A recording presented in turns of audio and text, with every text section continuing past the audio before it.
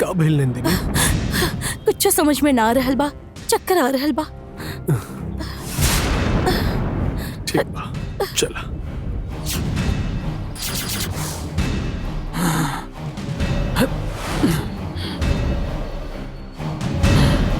पद्मनादाय रघुवर्याय सुचिंद्राय भगभुजंडजयम्। नंदिनी, क्या होगा?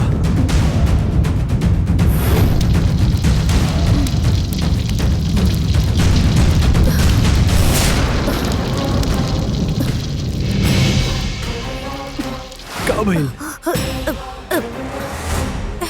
हमरा सर में बहुत दर्द हो रहल बा। हमके अपना असली रूप में जाए की इच्छा हो रहल बा। एजे लोगन के भीड़ बा, तू अपन असली रूप में आईबू त मुसीबत हो सकेला। हम और बर्दाश्त ना कर सकेनी। ले ठंडा ठंडा शरबत ले, ठंडा ठंडा शरबत पा और पी के मन फ्रेश हो जाई। नींबू शरबत पिला, तारा के अच्छा लगी। पास में ही बा, चल चल जाओ। आवा।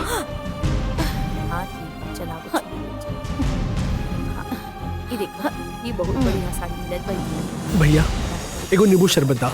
हाँ देता नहीं। कम करिए भैया। पद्मनादाय रघुवर्याय सुचिंद्राय भगभुजंडजयम्।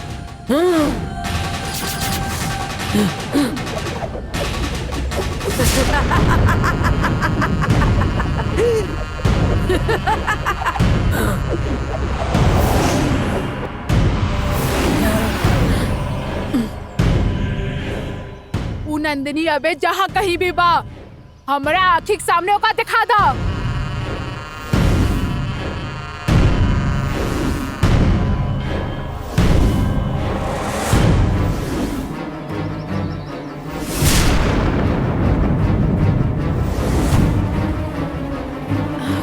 नंदनी कहाँ बा और ओकरा आसपास का बा, वो हमरा के तू दिखाई देला। अब हम तोहार इस्तेमाल करके हम अपना बाया अंक के आगे भेजत आनी। हमरा के फंसाए वाली नंदनी से बदला लेवल बिना हम चुप न रहो।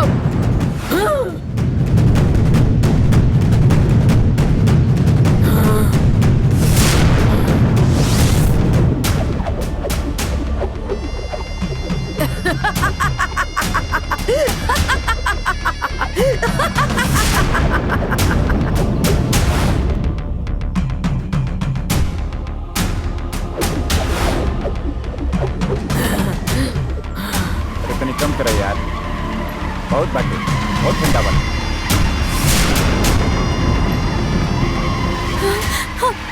अरे टीका, गाड़ी रुकत काहे नहीं खे? पी लेंगे। आवा, इस किल के पास आवा, आवा। ये कैसे देला? इला बेटा।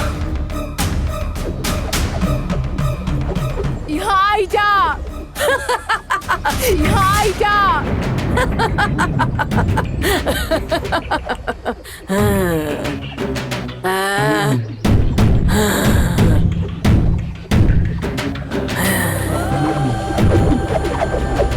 आवा, आवा।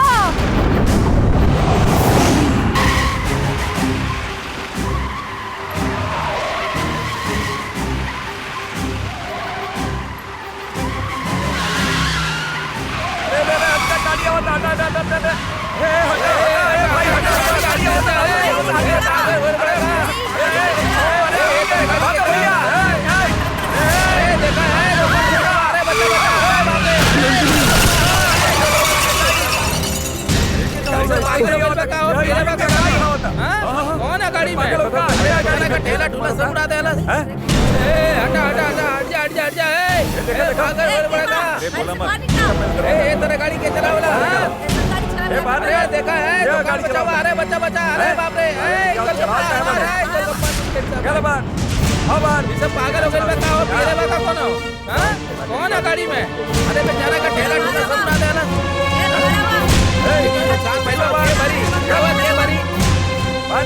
गाड़ी चेक करके चलाओ। ऐसे चलाओ का टेस्ट के। भरी गाड़ी देख के चलाओ। चलाओ का टेस्ट के। हम गाड़ी सही से चलावत रहनी, लेकिन अचानक से ब्रेक फेल हो गई। हम बहुत कोशिश कईनी लेकिन हमरा से कंट्रोल ना हो पाइल गाड़ी। यही से गाड़ी एकरा के ठोक देलस। ये सब कैसे भइल हमके भी ना पता बा।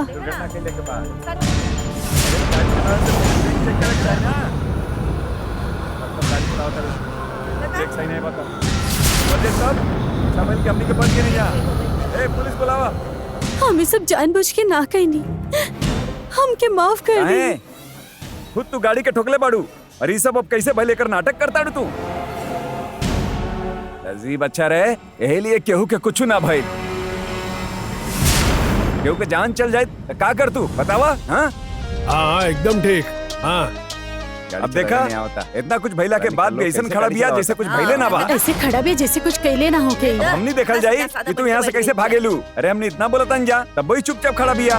चुप बा काहे की पता बा यही के गलती है। देख के गाड़ी चलावे चलावे काहे यहाँ से आए पता नहीं।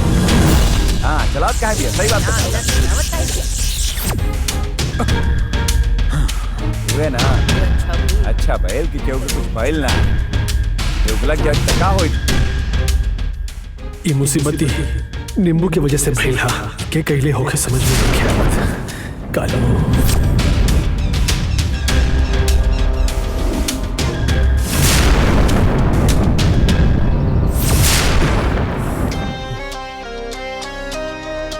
ये सब करे वाला बहुत शक्तिशाली बा। यही से जे कहले बा वो दिक्कत नहीं खे, लेकिन जे भी कहले बड़े अभी हम ओकरे पास वापस भेज देता नहीं।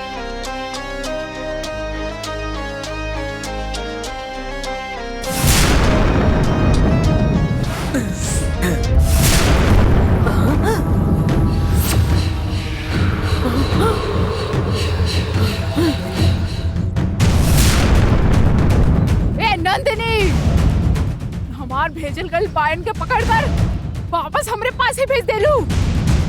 तू हमार चेहरा काला कर देले बाड़ू। हम तोरा के ना छोड़ो। ई जोन तू कैले बाड़ू एकर हम बदला लेकर रहब। हमारी ही गलती बा। आपके जोन भी नुकसान भइल बा हम चुका दे। आपके गाड़ी के नुकसान भइल बा ओकरा खातिर आप ही चेन रख ली।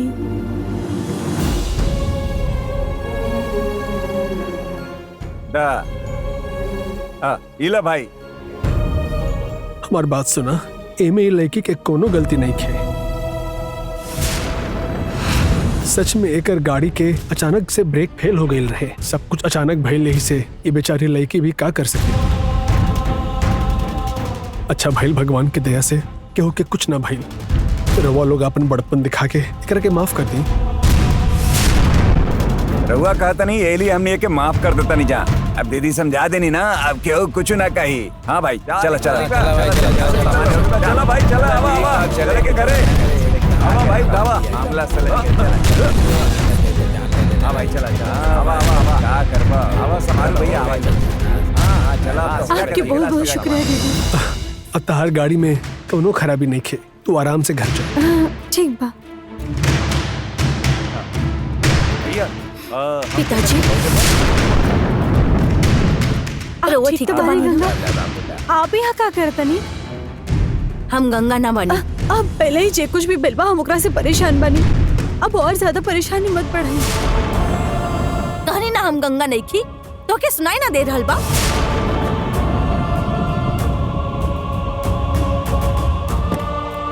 पिताजी का भइल? ठीक है ठीक है ठीक है ठीक है ठीक है। हाँ बराबर वहाँ रखे के पड़े। हाँ मंदिर बना मंदिर के पास। ठीक है ठीक है ठीक है। हम अकेला ही कब से तो के हेलो हेलो बोलत बनी तो के सुनाई ना दे रहल बा का? जहाँ शॉपिंग हो गई का? हाँ हो गई। हम बस 10 मिनट में पहुँचे तनी। ये बतावे खातिर कॉल कर ले रहनी। रखा तनी। हाँ हाँ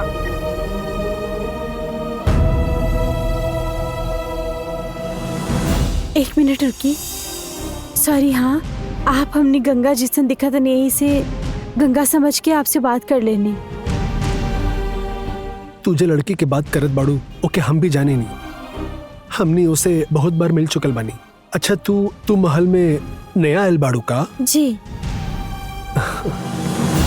हमार नाम मालती है। हम राजशेखर के बेटी बनी।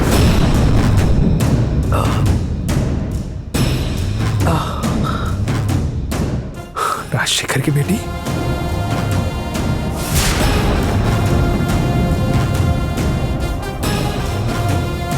हम और हमार माँ वर्मा में रहत रहनी। कुछ दिन पहले ही महल में रहे आयल बानी। अब अच्छा ऐसन का महल में सब तहार इंतजार करत होखी। तू जा। हमार गंगा भाभी और इनका के हम साथ में देखल चाहतनी। इनका के लेके एक दिन महल में आईब का। हम चलतनी। हाँ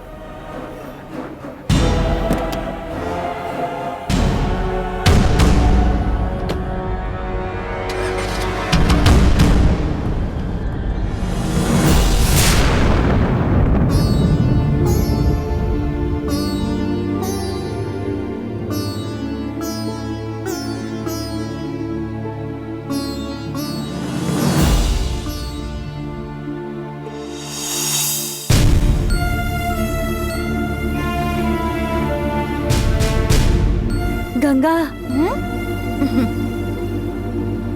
हम आपकी कुछ बतावल चाहते हैं। तोरा बतावे से पहले हम तो के एगो बात बताई। का बतावे के बा? हमके ऐसन गंगा गंगा बुलावे के बजाय भाभी कह के बुलावा ना, हमके बहुत ही अच्छा लगी और तोहार भैया के भी अच्छा लगी। ठीक बा भाभी, हम भाभी ही बुलाई। सुन के बहुत ही अच्छा लगा। ठीक बा, अब बतावा का बतावे की चाहत रहलू। हम घर आवत रही तो हमार गाड़ी के एक्सीडेंट हो गई। हे भगवान, तो के कुछ भइल त नानू? हमरा के कुछ ना भइल, लेकिन वहाँ इकट्ठा लोग हमके बहुत परेशान केले। हमार समय अच्छा रहे से वहाँ एगो किन्नर आयल और वो हमरा तरफ से बोलले और वो सबके समझेली।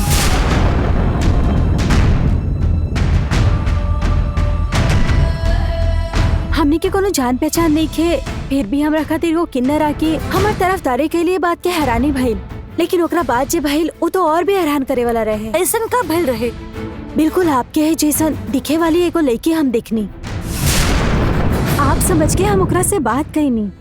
तो जे समझे तरु हम नहीं खी ऐसन वो हमरा मुंह पर सीधा कह देली। और ओकरा साथ जे किन्नर रहली वो आपके पहचानत रहली ऐसन कहली। आप उनका के जाने नहीं का? जानत बानी, पता होखे के बावजूद भी गंगा राजशेखर के एगो बेटी बिया ये बात हमसे छुपा के रखले बाड़ी। वो लड़की तो अभी कुछ दिन पहले ही बर्मा से वो महल में आयल बाड़ी ऐसा कहत रहली ना। लेकिन गंगा के तो हमके बतावे के चाहत रहे ना। हमने गंगा से इस बारे में पूछनी ही कहा। वो का पूछनी? तू के हो ऐसा नु पूछली। फिर तू का बोलू? हम राजशेखर के बेटी बानी, अभी अभी वर्मा से महल में रहे आयल बानी ऐसन कहानी। वो का पूछनी? तू के हो ऐसा नु पूछली। फिर तू का बोलू? हम राजशेखर के बेटी बानी, अभी अभी वर्मा से महल में रहे आयल बानी ऐसन कहानी। अगर केहू पूछे तो हमके यही जवाब देवे के पड़ी। काहे? उनकर हमरा परिवार के साथ कोनो झगड़ा बा? उनका के बतावे के बाद कुछ प्रॉब्लम हुई का? काहे ना होगी। राजशेखर के अरुण इकलौता बेटा हो क्या ऐसा हमने समझा तो हमी। लेकिन अब ओकरा के एक और बेटी बिया ये जाने के बाद हमके तकलीफ ना होगी का? हम इतना गुस्सा में रहनी ना तो उन्हें पर खत्म कर दिया लोग।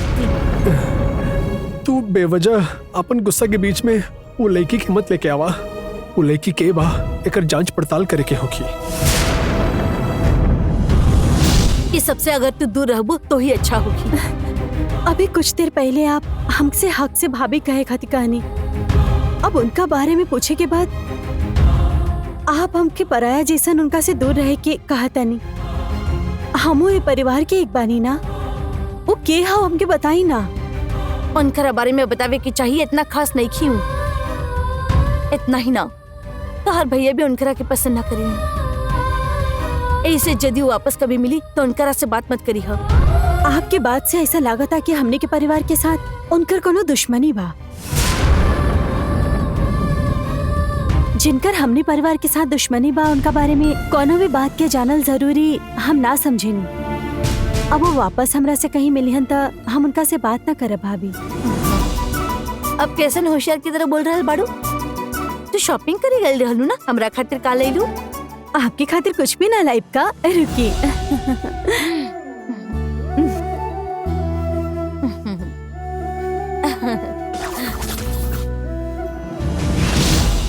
लड़की अपन मुंह से राजशेखर की बेटी बिया ऐसन कहत रहली और रउआ हमार गुस्सा के बीच में ओकरा के मत लावा ऐसन कहत बानी। आखिर राजशेखर के ओकरा साथे का रिश्ता बा हमके पता चलेगा ही चाहिए। रउआ हमके ही ढूंढ के बताई। 100 गुनेगार बच जाई तब वो चली, लेकिन एगो मासूम के सजा ना होके के चाहिए ऐसा उसूल है। इहे उसूल के खातिर हम तहरा के जांच पड़ताल करे कहता नहीं, लेकिन तहर अंदर बिल्कुल भी सब्र नहीं खे। अब तहरा के इहे वक्त वो राजशेखर के बेटी बाकी ना ई जाने के, हाँ ना? हम खोज के निकालब। तू जा मुनियप्पा के लेके आवा।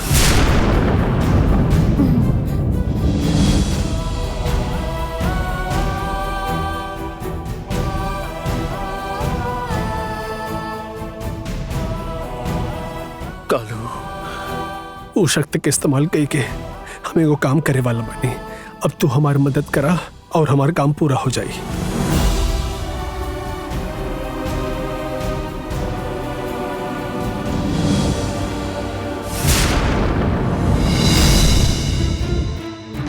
दीदी रवा बुलेले बानी ऐसा नंदिनी बुल्ली। नंदिनी खातिर हमें वो काम करत बानी, ओमे हमके राउर मदद चाहिए। नंदिनी खातिर हमार बेटी जान देले बाड़ी, हम भी जान देवे खातिर पूरा तैयार बानी। हमरे का करे के हाँ बताई।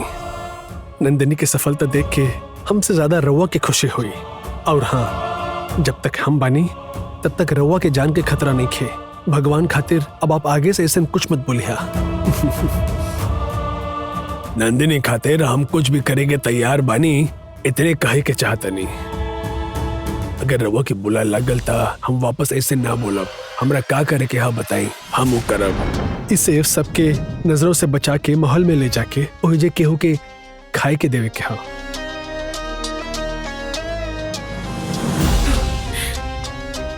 हमरा के महल में केहू देख ले तो सब लोग पकड़ के देखी। यही से हम महल में कैसे जा सकेनी और हम ये सेब कैसे केहू के खाए खातिर दे सकेनी। रउआ चिंता मत करी पिताजी। रउआ चाहत बानी ना कि महल में रखे वाला ये सेब के केहू के खाए के चाहिए, इतना ही ना?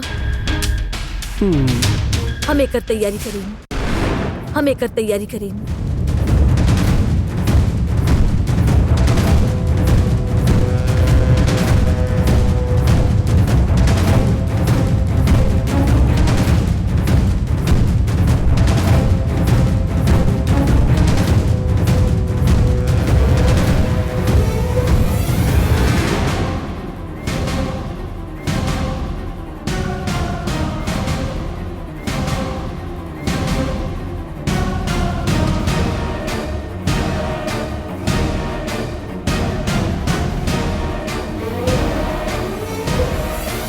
पिताजी अब रउआ पास की सेब की थैली में डाल दी। ठीक बा। ये मारी अम्मा के प्रसाद बा। एके दे के सबके मारी अम्मा माँ के प्रसाद लगी। रउआ केकरा के बताए बिना इस थैली के महल के हॉल में या उनकी गाड़ी में रख के आई। इनका काम पूरा हो जाये, ओकरा बाद जरूर कोनो न कोई इस सेब के खा जाये। ये अच्छा सुझाव है, हम जाके रख के आवत नहीं। अच्छा, लेकिन ये सेब महल में क्यों के खाए के बाद फायदा क्या हुई? इससे क्या फायदा हुई इसे सेब खाए के बाद ही पता चली। रवा संभल के जाए और रख के आए। ठीक है दीदी, हम तो जाके आवत नहीं।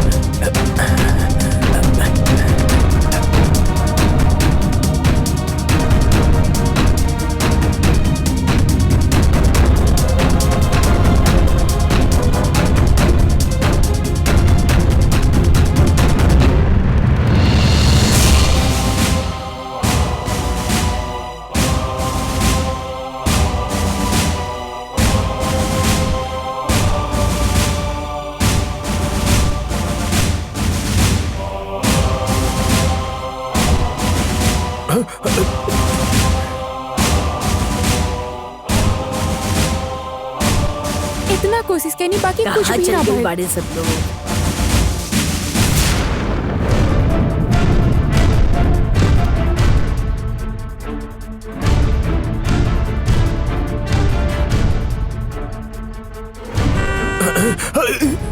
हाँ?